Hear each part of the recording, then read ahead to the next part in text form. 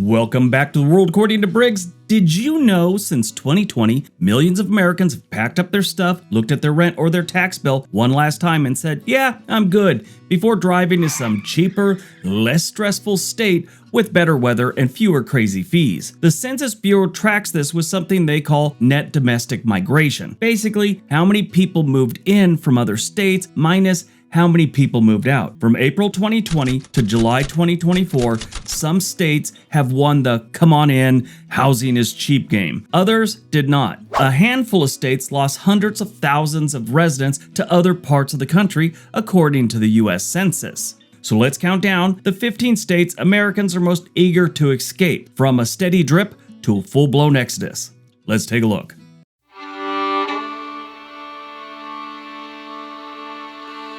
Number 15, Kansas. Kansas doesn't have the biggest loss on this list, but it still managed to shed about 24,000 more people to other states than it gained from 2020 to 2024. Now, that's not a zombie apocalypse level, but it's enough to notice when half your high school class now lives in Texas.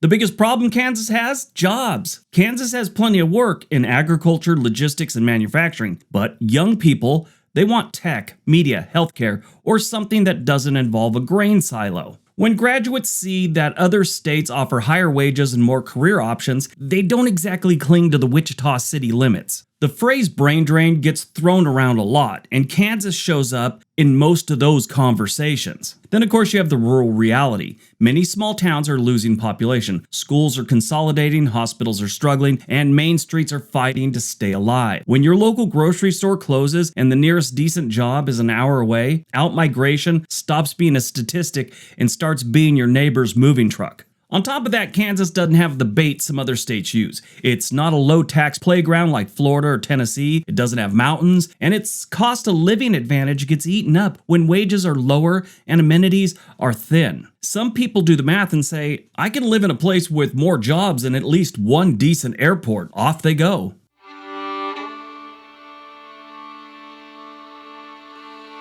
Connecticut. Connecticut has that classic northeastern problem. Gorgeous old towns, good schools, and bills that look like ransom notes. Between 2020 and 2024, the state lost more than 24,000 people to other states. Housing costs and property taxes are the big villains here. The state routinely ranks near the top for property taxes and overall cost of living, and regular residents, especially younger families, are looking at their monthly numbers and realizing they could get a bigger house, lower taxes, and maybe a backyard without crossing 4 tolls. Once remote work kicked in, a lot of people realized they could do the same job from somewhere that doesn't charge Connecticut prices for everything from homes to car insurance. Connecticut also sits awkwardly between New York and Massachusetts, which means it gets all the regional cost pressures without always getting the same big city payoffs. Boston and New York pull in a lot of high earners. Connecticut gets a lot of commuters stuck on I-95 thinking there has to be a better way. Many have decided that better way involves moving to places like Florida or the Carolinas. The end result? People aren't fleeing because they hate trees, colonial houses, and Dunkin'. They're leaving because the math doesn't work. When your tax bill looks like a second mortgage and you can get a similar life for much less money somewhere else, population decline starts to make a lot of sense.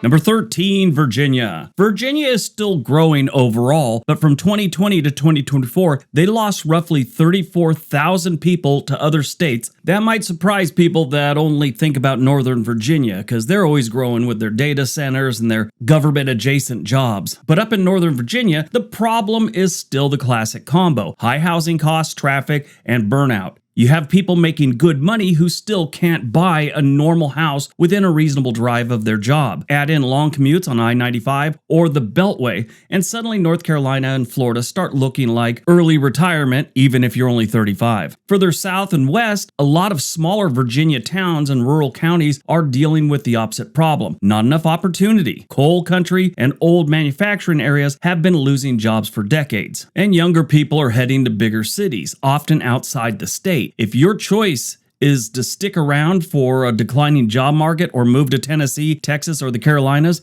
the moving boxes come out. Virginia is still competitive and still bringing in international migrants and out-of-staters, but the net domestic migration numbers tells the story. Plenty of people are also heading for the exits, especially those who are dealing with high housing costs and beltway chaos.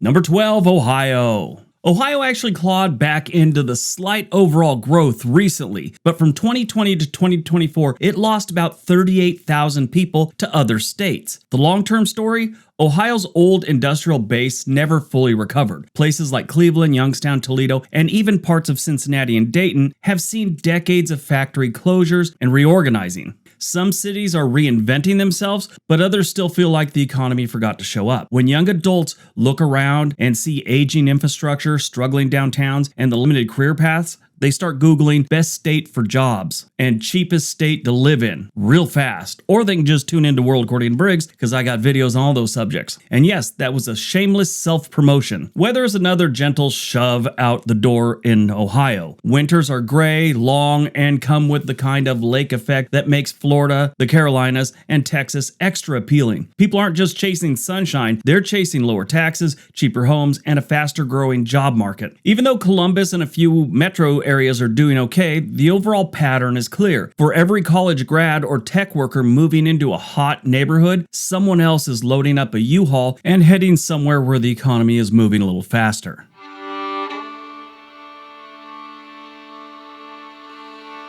Number 11, Minnesota. Minnesota is another state that looks good on paper, but it's still lost around 48,000 people to other states from 2020 to 2024. Residents aren't leaving here because it's terrible. They're leaving because it's expensive for what you get, and what you get is ice, snow, and a wind chill that feels personal. The Twin Cities have solid amenities, but housing costs and taxes are high enough that many families look at the bill and think, I could live in a warmer place with lower taxes and still have Target and Costco. On top of that, the political climate and public safety debates in the Twin Cities pushed some people over the edge during and after 2020. Whether you agree with them or not, there's a slice of the population that decided they were done arguing about urban policy and would rather just move to the suburbs of another state and complain about HOA rules instead. The result is a slow, steady leak to places like the Dakotas, Wisconsin, and especially the Sun Belt. Minnesota still has plenty going for it, don't get me wrong, but to a lot of residents, Florida with a lower heating bill sounds like an upgrade.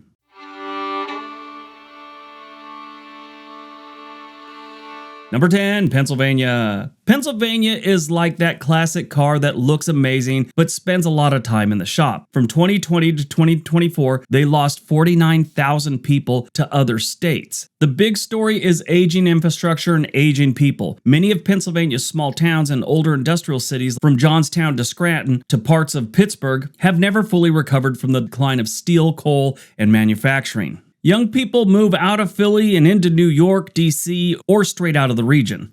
Older folks are increasingly choosing low-tax, warm-weather states for retirement. While Pennsylvania has a flat income tax that isn't awful, local taxes, school taxes, and property taxes can hit hard in certain areas, especially when paired with modest wages. Add struggling school districts and uneven job growth, and the state ends up feeling like a place you grow up in and then you leave. Philly and some of the suburbs are doing better, but they can't fully offset the long-term outmigration from small cities and rural counties. The result? Pennsylvania still has a ton of history, but more and more of its future is being lived somewhere else.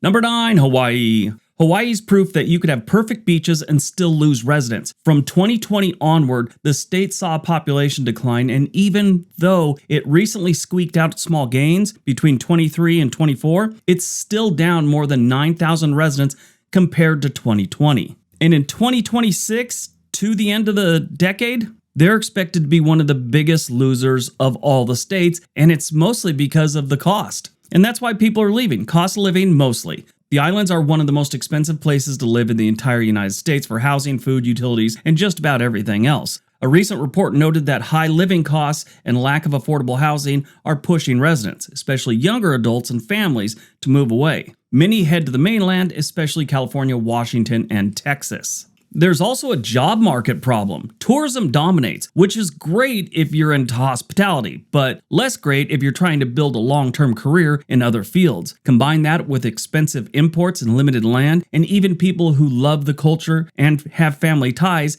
have decided they can't make the numbers work in the islands. So yes, Hawaii is still a dream vacation, but for many locals, the Hawaii lifestyle has turned into, I can't buy a house and I'm working 3 jobs. That's how you end up with a population decline in a place most people dream about.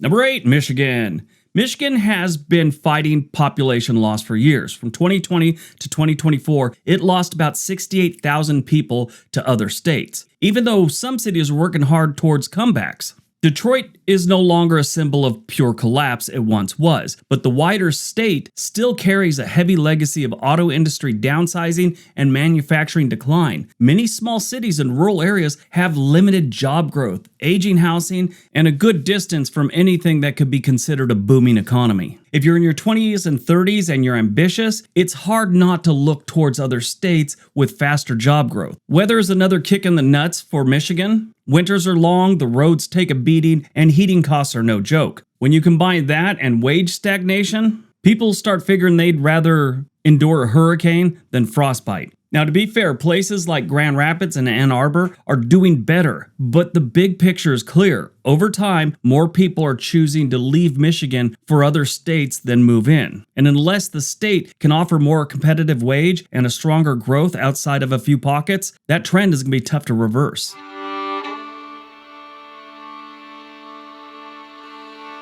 Number 7, Maryland. Maryland looks great on a spreadsheet. High median income, proximity to DC, decent schools, and many suburbs. In reality, thousands of residents are looking at housing prices and saying, nope. Between 2020 and 2024, data shows Maryland had a net loss of residents to domestic migration, with 80,000 leaving for other states. Now, overall, they're another state that gained population through birth rate and international migration. The biggest issue is cost of living, especially housing. A recent report from the state's comptroller office bluntly ties outmigration to affordability, noting that Maryland is losing residents to cheaper states like Florida, the Carolinas, Texas, and even nearby West Virginia, of all places. Now, this is another case of remote work. Northeast West Virginia, near Harper's Ferry and Charlestown. It's only about an hour commute from Charlestown to Washington, D.C. So you could be doing remote work for some DC firm, and then if you need to go into the office occasionally, you do. It's an hour drive. Sure, there is traffic, and sometimes that turns into an hour and a half drive, but still, it's not terrible. Traffic around the Baltimore DC corridor doesn't help, though. Anyone who has spent 2 hours on the Beltway to go 20 miles has probably at least thought about moving to a state where rush hour is 5 trucks and a tractor. Combine that with rising insurance, taxes, childcare costs, and you get a steady stream of families heading for greener and cheaper pastures.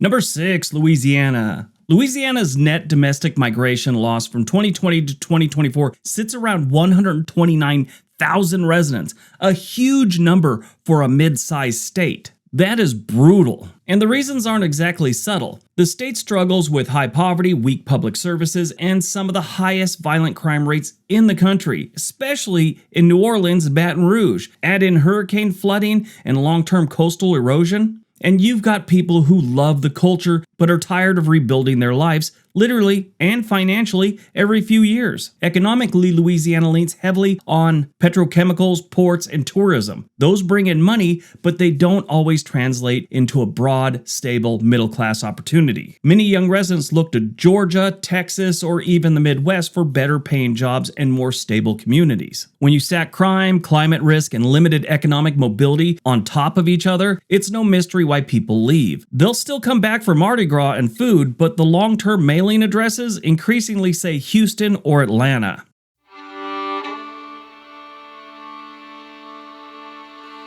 Number 5, Massachusetts. Massachusetts is losing people not because it's unpopular, because it's priced like a luxury product. From 2020 to 2024, it lost around 163,000 residents to other states, despite strong wages and world-class universities. Housing costs are so high here, the monopoly guy stopped saying, "Do not pass go," and now just whispers, "Run."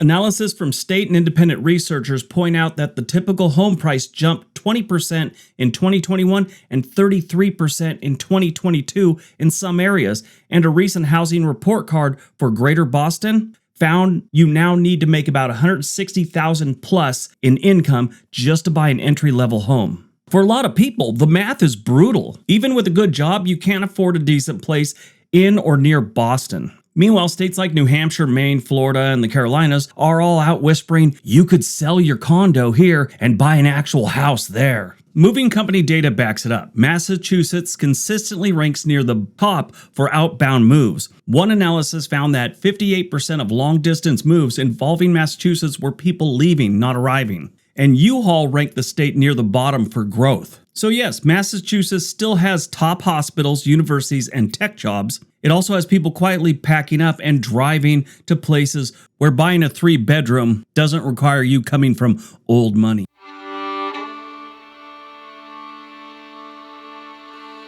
Number 4, New Jersey. New Jersey has a lot going for it. Beaches, proximity to New York and Philly, and surprisingly nice small towns. It also has some of the highest property taxes and overall cost of living in the country, which helps explain why it lost about 192,000 people to other states between 2020 and 2024. Polls show the mood clearly. A 2024 Monmouth University survey found that about half of New Jersey residents say they want to leave the state, with cost of living and property taxes at the top of the complaint list. Another analysis notes that the state is bleeding wealth as high-income residents head to lower tax states. The problem is structural. Everything is expensive: housing, insurance, taxes, commuting. People deal with this as long as the paycheck makes it worth it. But with remote work rising and other states offering lower taxes and cheaper homes, the math is changing. Why pay New Jersey prices if you don't have to? So New Jersey isn't emptying out overnight, but over time, the steady drip of outbound movers adds up. For many, the final straw is the property tax bill that arrives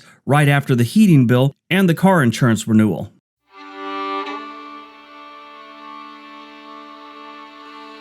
Number 3, Illinois. Illinois has been losing people for years, and the 2020 to 2024 stretch is no exception. Over that period, the state lost about 418,000 residents on net to other states. One of the worst totals in the nation. Obviously, they're number 3. Chicago is still a major city with real economic power, but crime concerns, pension problems, and high taxes have pushed many residents to look elsewhere. For families and retirees, property taxes and overall cost of living are a big sore point, especially when they compare it to what they can get in Indiana, Tennessee, and Iowa for the same money. The state did manage a brief bump in total population recently thanks to a big influx of international migrants, including bust migrants from Texas, but that doesn't erase the long-term trend. One analysis noted Illinois has still lost tens of thousands of residents overall since 2020, including a big share of younger workers. So while Illinois politicians point to new cranes and development, a lot of regular people are quietly selling their homes, taking their skills and moving somewhere with lower taxes, cheaper housing, and fewer budget horror stories.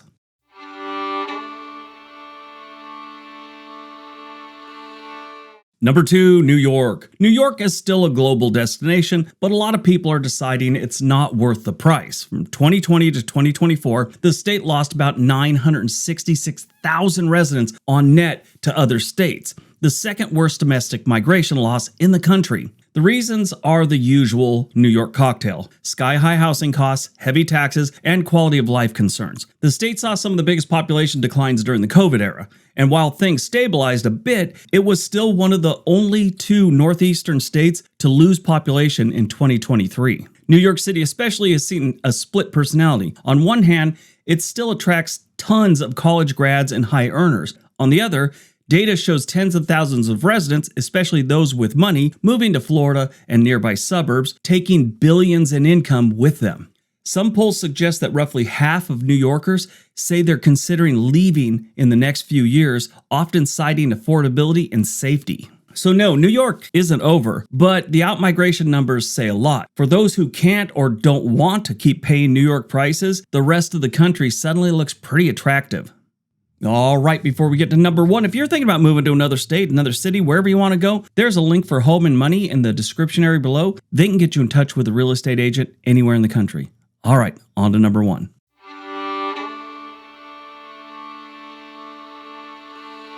And number 1, California. Who didn't see this one coming? California made the news a few years back when for the first time in over 150 years, they had a census where they didn't grow by double digits. Yes, since the gold rush in 1849, California gained anywhere from 10% to 310% in their population. Now in 2023 and 2022, they actually lost population. It was only like 0.3% or 0.1%. It wasn't a mass exodus, but when you've been growing for that long, that shows a lot of people have changed their mind and waved the white flag of surrender to high cost living. California is the undisputed champion of people saying, I love it here, but I can't afford it anymore. From 2020 to 2024, California lost 1.2 million residents to other states. The worst domestic migration numbers in the US. That's why they're number 1. To be fair, California isn't emptying out. Thanks to immigration and births, its total population even grew a bit in 2024. But the trend is crystal clear. Huge numbers of Californians are moving to Texas, Arizona, Nevada, Idaho, Washington, and other southeastern states. They used to move to Oregon, but that ship has sailed and they don't come here anymore. Census data and multiple reports show that high housing costs are the star of this disaster movie, backed by high taxes, crime concerns in some cities, wildfire risk, and pretty much general burnout. The housing situation is brutal. Median home prices in many coastal metros are completely detached from reality. Zoning is tight and building has lagged population growth for years. People hit a certain point, usually after staring at a $4,000 rent or a $900,000 home for an old 3-bedroom, and decide to go somewhere where they can own a house without selling your massive collection of Playboy magazines that you hid under your bed for decades.